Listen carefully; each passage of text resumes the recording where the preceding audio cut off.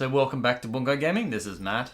So today I just want to talk about the Division beta and just some of the thoughts I had about it and also some of the concern I had about the actual beta itself and whether that will be something that we see in the game when it's released in March. So I was extremely fortunate in December last year to be able to play the alpha on the Xbox One version, which gave me a lot of insight into the game and how it played and how it worked.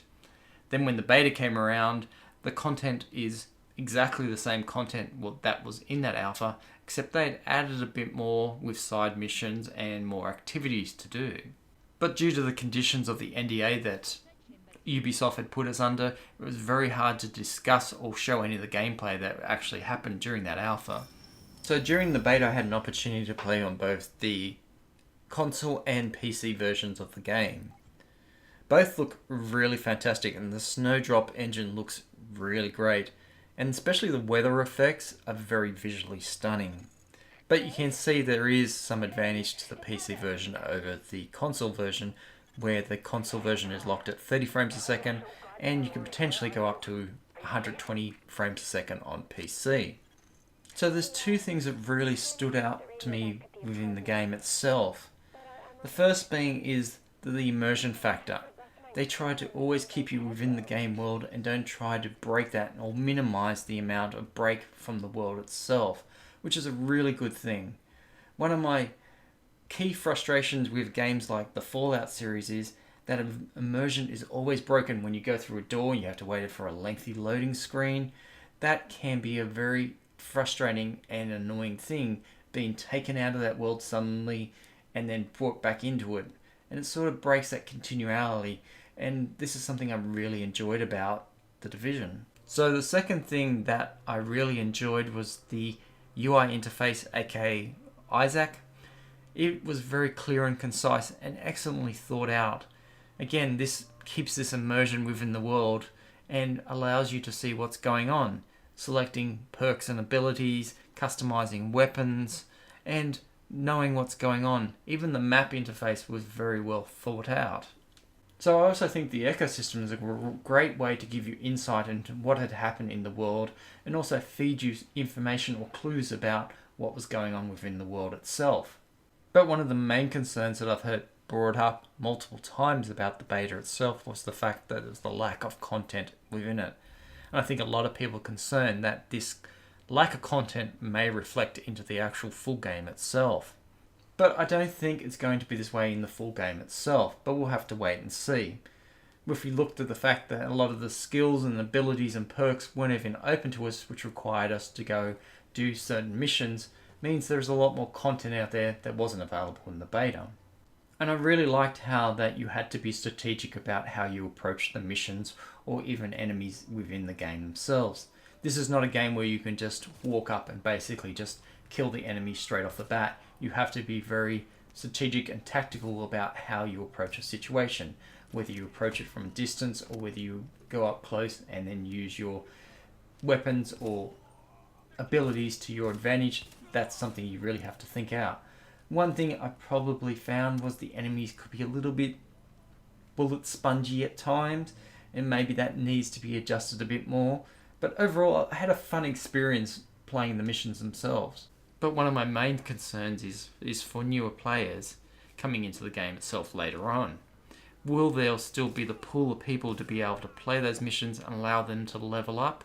Or will there basically be a ghost town because the players have advanced to such a high level they'll no longer want to play those missions themselves? So the dark zone, or the player versus player part of the Division, is probably the area where I had a few more concerns than anywhere.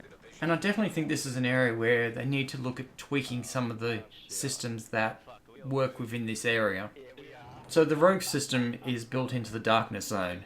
And what this does is it basically, if you attack another player while in this zone, you are disavowed from the Division and you're classified as going rogue. At that point in time, depending on the amount of damage you've done on that player, you can have a bounty placed on your head for a certain time limit. Now, if you run that time limit and do not get killed, you're rewarded for that.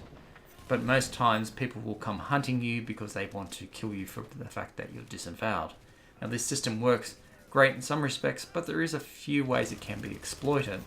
One thing I did see was a lot of players would bait other players into attacking them. This would be done by shooting them for a couple points of damage, and then those players would turn and retaliate because they were worried they were going to get killed or attacked. But what they would do is, by shooting you for those couple points of damage, is it would be under the threshold of going rogue or disavowed, which means the player that retaliated would then be disavowed or go rogue, and then be hunted down by a lot of other people in the area because they had retaliated to try and defend themselves. Probably one area that I definitely saw the ineffectiveness of the rogue system was at the extraction points when you're trying to extract your gear that you've gained in the dark zone. What you'd find happen more often than not is a lot of people would congregate around those areas to get their gear out, and what would happen is AI would spawn nearby or right on top of you. You would try to attack them and hit another player, and then it would cause this massive battle to break out. And a lot of people would get caught in the crossfire, a lot of innocent people who were just there to get the equipment out, and it caused no end of confusion of what's going on as all hell breaks loose. So one area about the rogue system that definitely needs to change is the fact that once you go rogue or disavowed, you've got a time limit set on you. If you manage to survive that time limit without dying, you're then rewarded in-game credits for that. But I think this can be boosted or exploited through the fact that players will join up with each other, cause themselves to go rogue, run their time limit out, and then gain that in-game currency for it. So I'd like to see that changed in some way. Maybe don't be rewarded currency, maybe some kind of reputation might be a better system so that it isn't exploited. So another area that I want to get more information regarding is the way that the weapons are going to be balanced within the dark zone. There's different tiers of weapons down from common all the way up to like a superior grade, and I want to know how that they're going to prevent that the fact that higher level characters or higher level players themselves are basically going to be able to dominate lower level or newer people as they come into the game itself.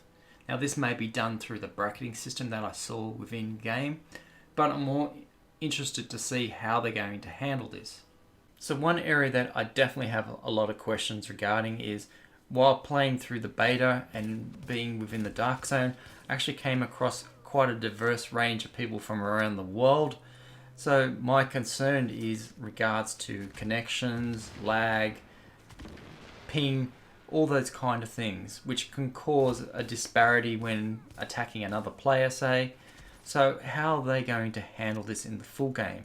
Is it the fact that people will be actually in their sections of their regions, or is it going to be completely open like it is in the beta and we will be encountering people from all over the world? And I can see this is going to cause a lot of issues and frustrations for people because people are unable to see what other people's connections are like. So when you're going into a fight or a situation, you have no idea whether you have the ability to win it or not. But even with my concerns, there's a lot of things about the Division that I enjoyed.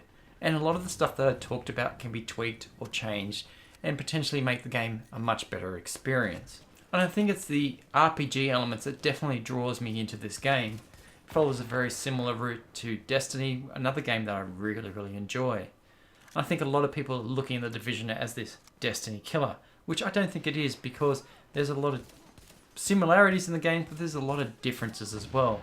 When you look at the Division, it's this third-person strategic tactical type game, where Destiny is this more first-person type game, which has some strategic and tactical parts about it, but is more getting together with a group and being able to take on a task.